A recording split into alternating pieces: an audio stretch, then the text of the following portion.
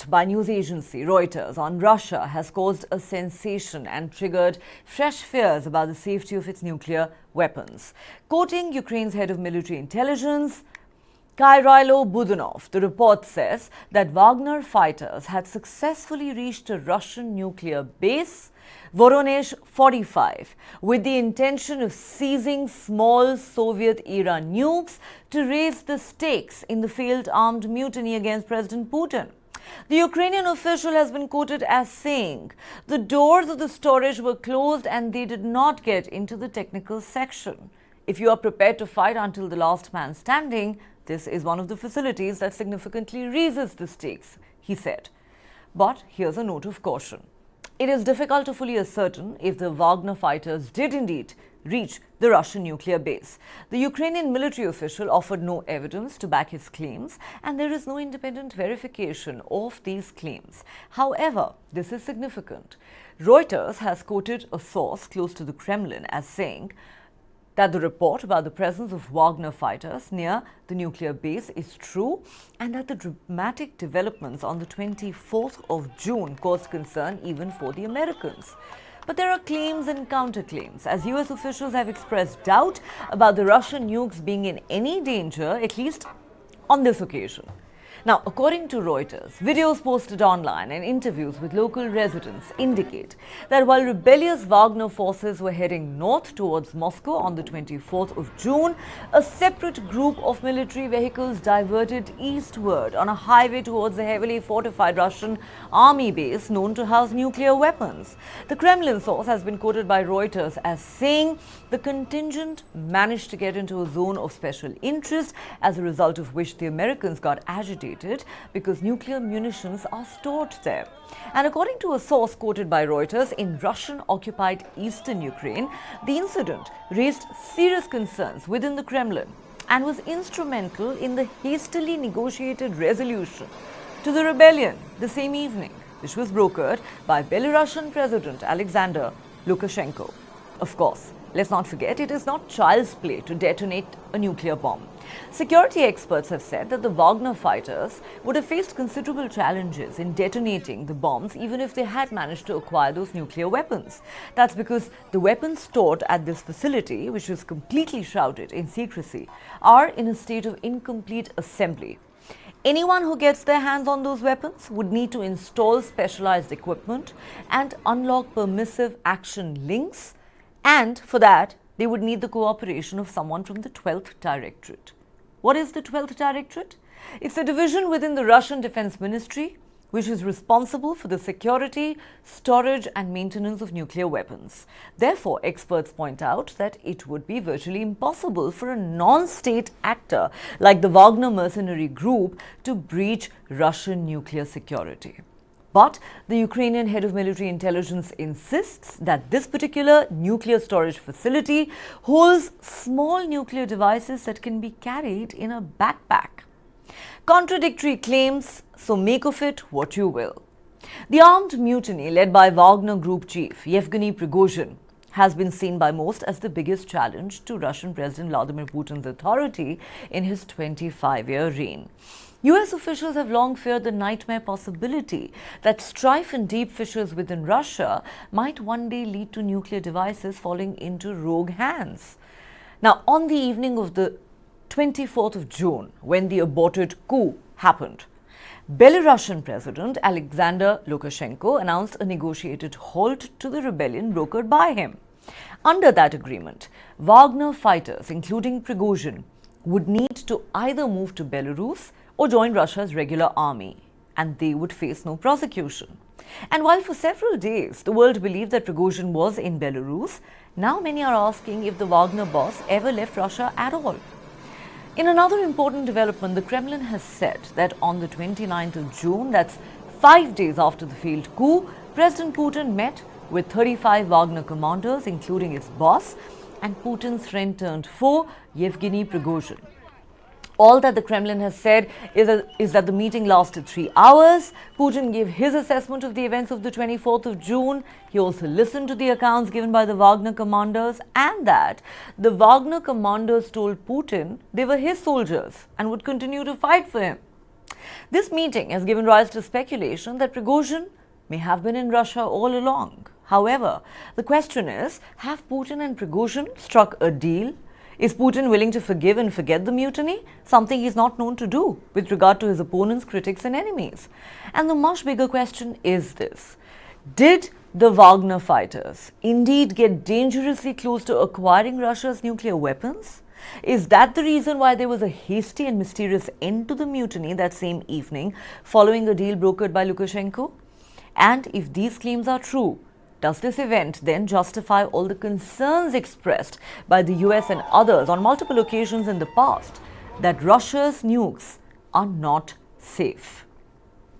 All right, to decode that, let's now go across to our panel of experts. We are joined by former diplomat Ambassador Deepak Vora, Dr. Rajan Kumar, Associate Professor of International Studies at the JNU, and Major General Sanjay Meston, Defense Expert. Major General Sanjay Meston, if I could begin with you. Now, this Reuters report has, created quite a flutter. Even though it primarily quotes the head of Ukrainian military intelligence, but the claim that the Wagner fighters nearly got their hands on Soviet-era nuclear weapons at this particular facility during that day when there was an armed mutiny against Putin, that is the 24th of June. That claim itself is a very serious one. Even though US officials are denying it on record, but even sources to Kremlin have been quoted as saying that this actually got the Americans very agitated. This caused grave concern within the Kremlin, and that is what led to the hasty end to the mutiny that we saw the same day with the intervention of the Belarusian president. The question simply is, do you believe that there is merit in the story that suggests that these mercenaries nearly got their hands on Russian nukes? Because if this is true, then you would agree it's a very serious development. Neha, good evening. Very pertinent question, but as a military man, I would like to state, and with absolutely authority, all countries, especially very responsible nations, including our country, we have tremendous safeguards for the nuclear facilities. No one can enter, irrespective of anyone, even from the same armed forces. Even today, if I had to enter, 101 permissions are required. So for any force to enter, even from within the armed forces, it is not at all easy. There are permissions, there are so many rules and regulations. Firstly, they are guarded very well. The 12th Directorate Division guards it. They have got the units, and this one was guarded by 12452. So this is the kind of units deployed there. So for simply anyone to barge in there and start taking this thing and enter the premises, no one can enter the premises. I can vouch with total authority, having been in the Indian Army for almost 40 years, and I've also been to so many countries on official visits. They are well guarded systems. Even for a country like Pakistan, everyone used to talk about that the terrorists will take the bombs from there, and this will be a big terrorist bomb and so forth. Whatever it is, Pakistan Army also is a professional army, and for them also they know they are holding something very, very responsible. So it was, I as a military man and even the Indian intelligence, we always ruled it out. Sometimes rumors are, rumor mongering is done that, it is very easy in a country like Pakistan also, where things are so bad to take away the nuclear weapons. It is not easy. And in case of Russia, it is, I would say, impossible. So this is a story, in this war, right from day one, a lot of propaganda is going on from both the sides and including the West. Everyone is sending false narratives. And even whom to trust. You even watch, you yourself brought it out, Lukashenko had a very hasty deal and it was stated he's landed there. The time frame of his movement was shown, including his fighters, it had been stated, and today same Lukashenko denies that he's ever entered the Belarusian territory. So whom to believe, whom not to believe? But yes, the question is, this is definitely ruled out that the Wagner group, they go there to Voronezh 4-5 nuclear installation and enter the premises and are in the verge of taking it. That I'm very clear. It is ruled out. However, now a lot of stories will keep functioning, and the beauty is no one knows where is Prigozhin and where. Actually, we can confirm for you and our viewers, sir, that Prigozhin is in Russia. Not only did he meet President Putin at the Kremlin on the 29th of June, 5 days after the failed coup. And this is a statement that's been in fact issued by none other than the Kremlin itself. And just a couple of days ago, the Belarusian President Lukashenko himself said that Prigozhin is definitely not in Belarus. He could be in Moscow or St. Petersburg. So I think it is abundantly clear that he is very much on Russian soil. But we'll come to that in a moment. I understand the larger point that you're making, but please forgive me for slightly disagreeing with you when you say that even the Pakistan army is a professional army. I know I'm going off on a tangent, but since you said that, it's just a little hard to accept that the Pakistan army is a professional army, especially given how they treated our soldiers during the Kargil war. But I take your point. Professional army to guard their nuclear assets, not that they are to guard their nuclear assets. But you know, for the longest time, sir, to be honest, concerns have been expressed about how Russian nukes could fall into rogue hands, especially given the internal fissures and strife in Russia. That is a concern that's been expressed repeatedly by NATO. And likewise, similar concerns, let's be very clear, have been expressed even about Pakistan's nukes. I mean, I think, you know, as a military man, you would agree that that is a discourse that has been going on for a long time now. But coming back to Russia, I understand the point that you're saying, that you believe it's virtually impossible for a non-state actor to get their hands on Russian nukes. Let me now get a word in from Dr. Rajan Kumar, because we're only quoting the Reuters report, which quotes the head of Ukrainian military intelligence, and they've also quoted unnamed sources close to the Kremlin. Dr. Rajan Kumar, as I said at the start of my show, of course we understand that it's not child's play to detonate a nuclear bomb, even if you do manage to somehow get your hand on it. As has been explained by experts, that you would need to install specialized equipment and unlock permissive action links, because these weapons would be found at this facility in a state of incomplete assembly.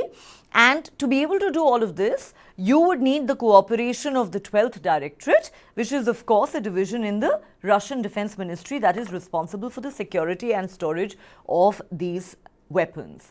But my point simply is, do you believe that the Reuters report is alarmist?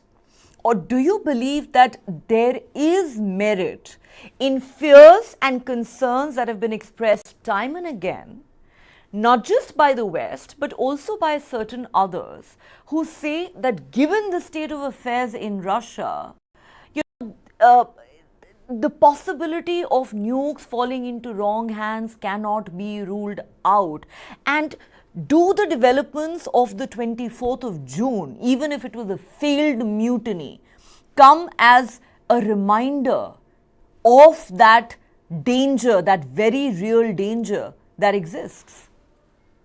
Thank you, Neha, for having me here. And I agree with what General Saab said just now. But let me tell you that we are dealing with a very difficult situation in Russia. And the way I understand the politics, because I've been following politics for the last 20 years and interact very closely with the Russian experts on this issue. So this is not an ordinary person or ordinary rebel group trying to access the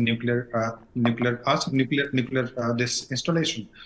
This was a serious issue. I'm not saying that they actually reached that, and I'm not supporting the Reuters this report.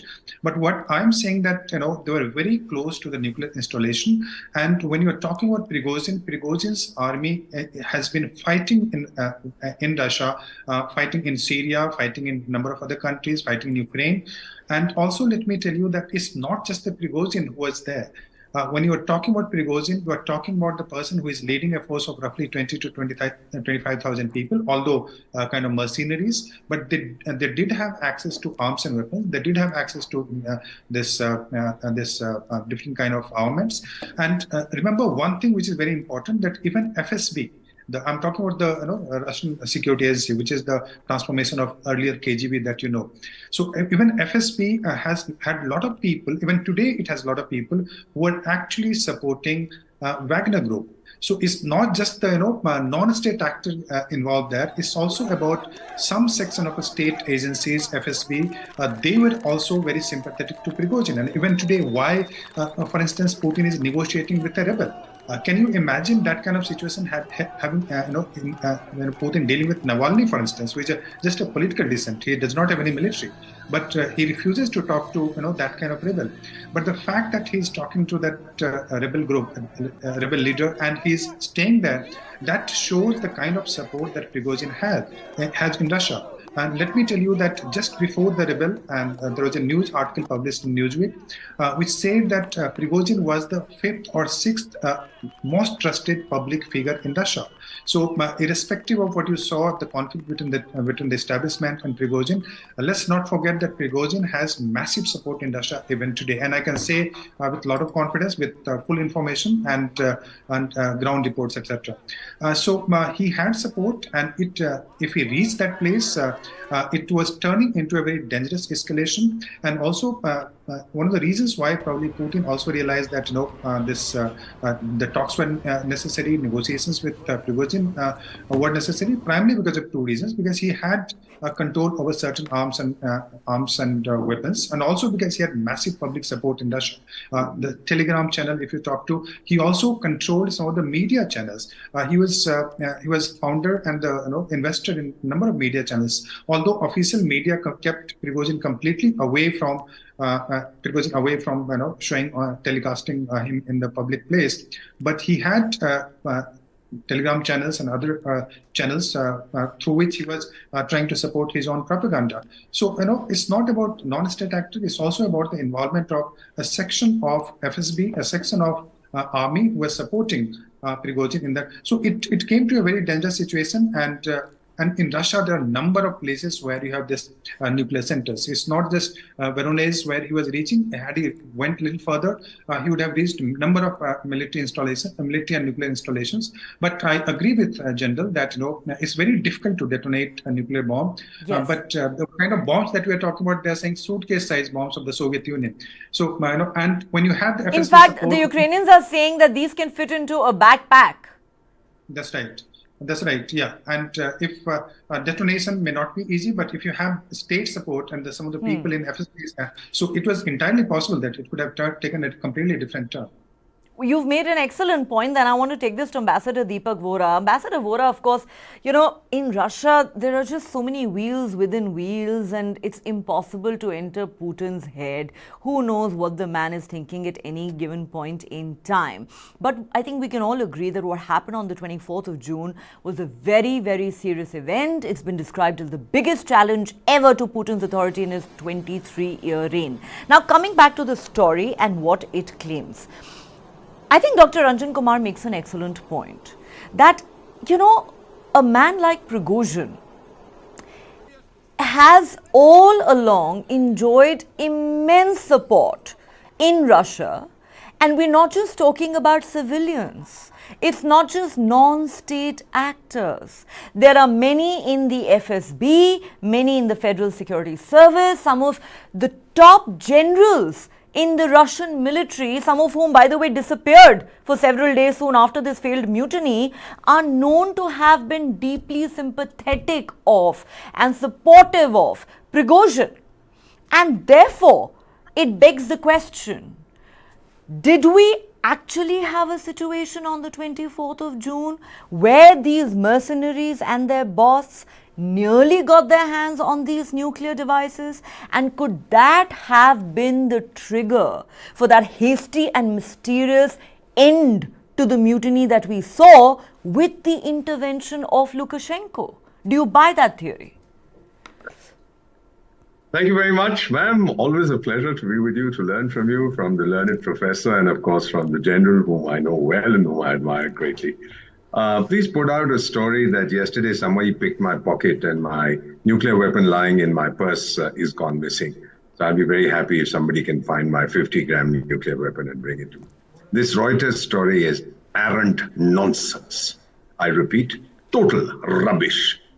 Ma'am, the narrative, the media narrative we all know has been won by the West in this conflict.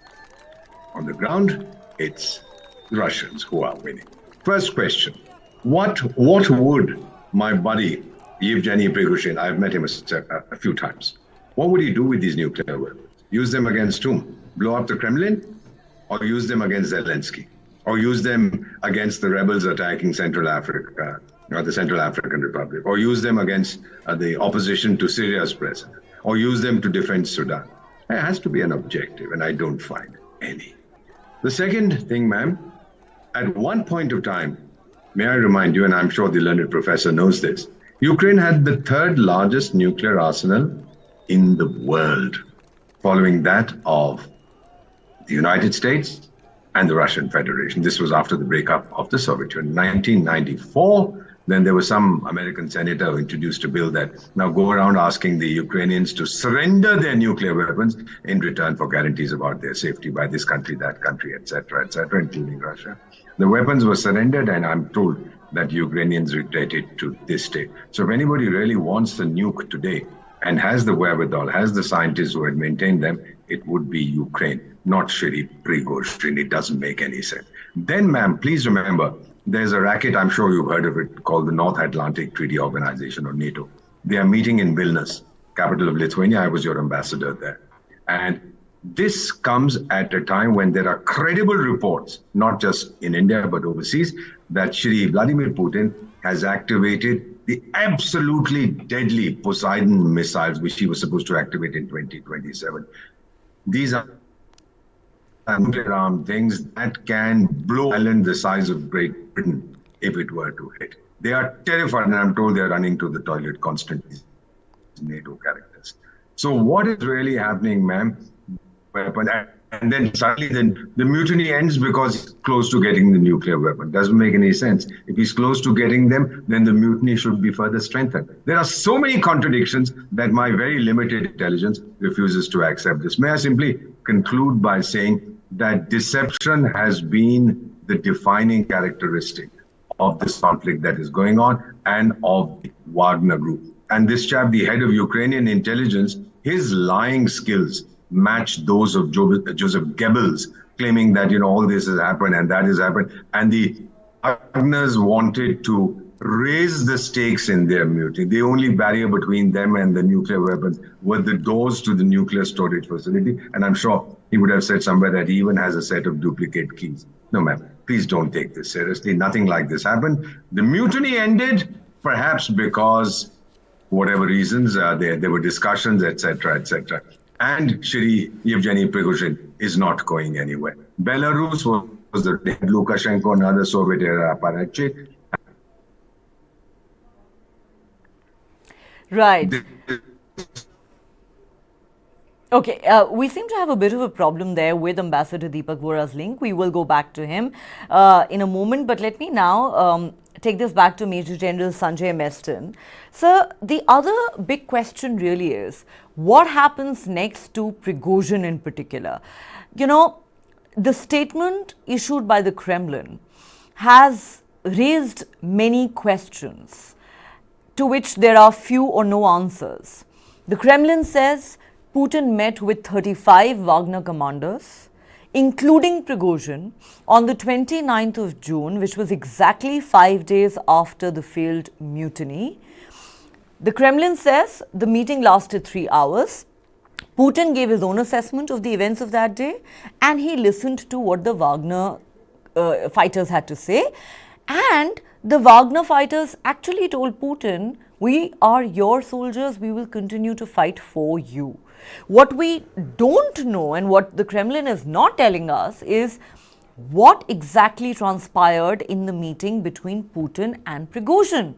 Prigozhin is a man who, as I said earlier, mounted the biggest challenge to Putin's authority in his 25-year reign.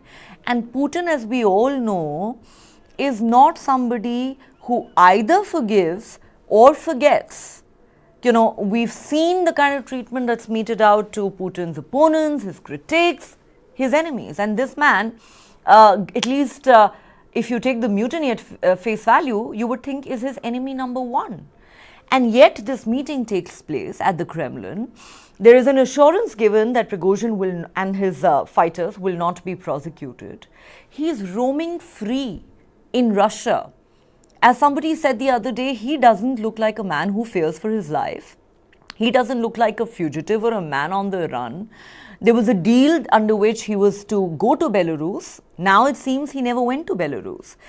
What do you think is happening here behind the scenes? Do you think some sort of a deal might have been struck between Putin and Prigozhin? Or is Putin just biding his time, choosing to focus on the Ukraine war effort instead?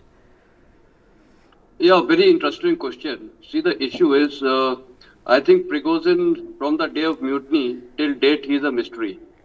Because I told you, first Lukashenko stated he's landed there and everything, and now this meeting of 29th between him and Putin and 35 of his close associates. And what has happened thereafter? Who's given us this report also? This report has come out through Kremlin. There is no other credible organization verifying this report. So what I'm trying to say, Prigozhin is a mystery and will remain a mystery. In fact, for all you know, he may not be even alive. God knows where is he. But his ghost will continue to remain, and he will always be talked about at various instances. Even perhaps he may be even discussed in the present NATO summit in some way or the other. But the fact of the matter is, firstly, again, everything starts with the objective and intent. Why would President Putin like to meet someone who has rebelled openly, which has been seen by the entire world, and his facial expressions that day were also seen by the whole world? He was absolutely upset. So would he, especially a man like Putin, who is a very strong personality, would like to meet someone who has opposed him, and that too with his 35 people? I doubt. And a man who is stating openly against his defense minister, Shoigu, and against the chief of general staff, that is Gerasimov. So how will President Putin meet? And if you remember, when this people were to be drafted, the Wagner people were to be, they were given a deadline that they have to join the regular forces. In fact, that is the time the whole problem started. And this order was given by the defense minister, and Putin endorsed it. So Putin definitely would not like to meet his adversaries, who actually are now stated adversaries, and perhaps he had to use Lukashenko to do this deed. After that, no one was aware. In fact, Western media also and Lukashenko also, he first confirmed he's in Belarus. He's landed. So again, the mystery will continue to remain. But what will happen to him, knowing President Putin and he being an ex-KGB and the kind of personality he is, I perhaps feel that Prigozhin, the justice would have been done to him in a military manner, and there are various kinds of justice in the Russian system, which all of us can understand. That is what I feel. He will remain a mystery. He will be talked about. He will suddenly come, he will surface, but I think he will not be shown. And even if he's shown, some old photographs can be shown and he will be shown that he's existing. So this is my take on that, Neha. Interesting. Of course, many have been wondering since the 24th of June if Prigozhin is a dead man walking. But fact of the matter is that at the moment, it looks like he's roaming free without any fear whatsoever in Russia. Let me take this to Dr. Rajan Kumar. Dr. Kumar, I know that reaching the moon is easier, perhaps, than reading Putin's mind.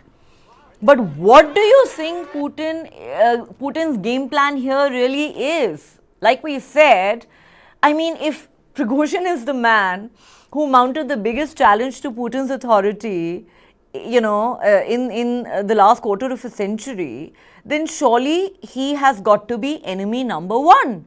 But according to the Kremlin, this man, enemy number one, was a guest at the Kremlin 5 days after this mutiny. They had a 3-hour-long discussion, Putin and Prigozhin. He is still roaming free in Russia. Some say he never left for Belarus. As I said earlier, we've seen what's happened to people who've taken on Putin, his political opponents, his critics, dissenters. So the point really is, what do you think Putin's game plan here really is? Thank you, Neha. And I would start with a quote Winston Churchill once said about Russia, that Russia is a riddle wrapped in mystery inside an enigma. So it's I was going to say exactly that. Yes, you read my mind there. Yeah. So it's not easy to understand Russia, and I've been learning, teaching, visiting Russia for last 20 years. But I tell you that, first about the meeting, let me clarify that in my view, if had it been one-to-one meeting, probably the Kremlin could have lied. But if 35 people met this President Putin, and this statement, this is coming from the spokesperson, so I would believe that this was a real meeting. And when I talked to some of my non-experts and people there, very confidential, but they also said earlier to me that it's entirely possible, and Putin's regime cannot stop Prigozhin from coming to Belarus. That time they thought that he's in Belarus. Because the kind of support that he has at the ground level, so the criminals are threatening the civilians. They're saying that he's a part of the Wagner group, and that's why he can do whatever he wants to do in that area. So it's that kind of support that he has in Russia. So the meeting was genuine. The reason why Putin is under pressure because of that support that Prigozhin enjoys as a trusted figure who fought actually in Ukraine and who kind of captured Bakhmut, and he also did pretty well in the battleground when Russian army was not doing that well. So because of that, he has got this public support. And remember that he has an empire of $1 billion, and that's the known empire. He might be having a lot of other unknown sources also. So number two, he has a lot of money. And number three, there are people in Kremlin, inside the Kremlin establishment, who even today think that the justice has not been meted out to Prigozhin. And Prigozhin might be ambitious, he might be trying to become a governor or military chief or whatever, but the fact is that he has support within establishment, he has support among the people, and that's why Putin is trying to negotiate. This is the wartime, and he would not like this internal strife to go in public and weaken the Russian army and the morale of the Russian army. So that's exactly the reason why Putin has come to negotiate with what you are saying, number one enemy. But even in Kremlin there are people who support him, but there are like Shoigu and Gerasimov who are completely opposed to him. So what Putin is trying to do essentially, that different interest group is trying to create a balance, at least for the wartime. Putin is still popular. Let's not go under the impression that Putin has become unpopular. Putin is number one without any doubt. But some of the people started questioning the war strategy of Gerasimov and Shoigu, the defense minister. So, and he started speaking, Prigozhin started speaking the mind of the people who were not happy with Shoigu and Gerasimov. So he has, support of that kind of people, and he's ultra-conservative, he's very illiberal, he's very violent, very aggressive, and he represents a very hyper-nationalist and aggressive kind of Russian nationalism that you see among the people, which would constitute roughly 10 to 11% of the people in Russia. So because of that, Putin is negotiating with Prigozhin at this moment. Okay, interesting. Of course, you're right. Prigozhin is no hero. I mean, he may have given the West a glimmer of hope, but Wagner Group is known for its barbarism, the kind of cruelty that they have inflicted on scores of people in different parts of the world where they have waged wars as this mercenary group. They are known for their barbarism. But let me go back to Ambassador Deepak Vohra at this point. Ambassador Deepak Vohra, an enigma wrapped in a riddle, wrapped in a mystery. Nothing could be truer, than this about President Putin. So my question simply is, here's a man who challenges Putin's authority, gives him a scare, embarrasses him at the very least before the whole world at a time when there is a war going on with Ukraine, at a time when NATO is, breathing down Putin's neck. And then 5 days later, Prigozhin is welcomed for talks to the Kremlin. He is still walking around freely as if nothing ever happened. So, is this a case of Putin saying, brother, let's forgive and forget, let's move on, let's make a new beginning, let's fight together again on behalf of Russia? Or is Putin biding his time? And as I keep asking, is Prigozhin really a dead man walking? He took on none other than Vladimir Putin. Ms. Khanna, may I compliment you? You're outstanding. I don't know what to say to answer your question. I've served in Russia. The London professor has been there several times, but I've actually lived there. Russia is not an enigma wrapped in a mystery and all that riddle business. Everything about Russia is known to everybody. At least that's what the media claims. This guy had no issues with Shri Prigozhin, had no issues with Shri Putin. He had issues with the defense minister and the army chief. And that's what he was trying to say. If you recall his statements, he'd been screaming that I took Bakhmut, but you guys were not giving me weapons, this, that, and the other. I was losing my chaps, etc. All that, is now history. However, I do believe that, oh, by the way, I'm writing a script. It's called Prigozhin Ka Pyar Amar Nahi. This is for Netflix, so that you can have a new this thing on what happened. I don't believe it was a mutiny.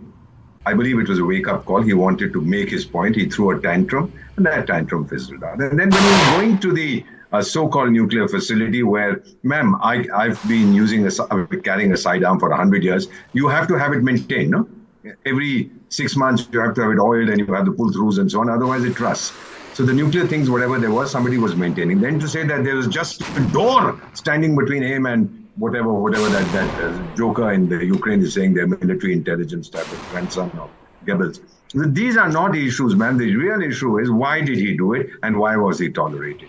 He does what he's doing in Africa with Russian support. It gives them deniability. He did what he was doing in Ukraine because, again, it was brutality for which, as you rightly said, the Wagners, by the way, named after that great German composer, that certainly gives them deniability. No, we didn't do all these nasty things like slaughter women and children. It's these terrible Wagner fellows who did it. And on the other hand, this gentleman, this circus character, Zelensky, goes around dancing with joy and saying, oh, Putin is getting his comeuppance. This is crystal clear to anybody who served in that region. This was all a setup. And others fell plumb into the trap. Okay, interesting. This was all a setup and at best a wake-up call for Vladimir Putin. What lies ahead for Prigozhin and, of course, what lies ahead for Russia and Ukraine? That remains a big question. And remember, of course, there is another very important development taking place tomorrow, the NATO summit. Of course, Ambassador Deepak Vora calls it a scam.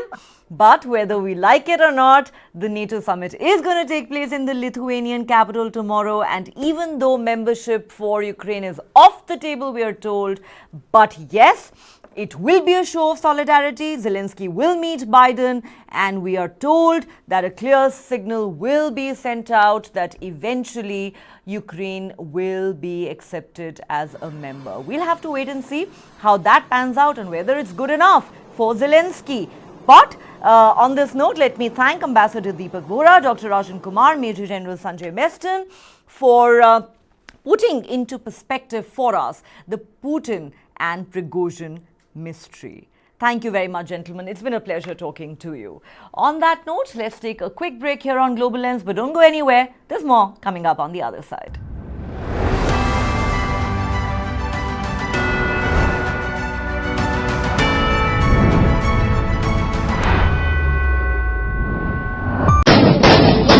Pakistan is actually genociding Baloch people. So being Baloch is a crime. If you are a Baloch, it means in the eyes of Pakistan, you don't have any right to live. The Chinese and Pakistanis are colonizing the Baloch and exploiting their resources.